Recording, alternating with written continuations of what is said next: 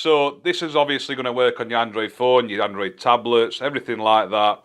So let's crack on with that. So first of all, you want to go into where it says your apps, find your settings, and then you're going to want to find where it says security. So that mine says lock screen and security.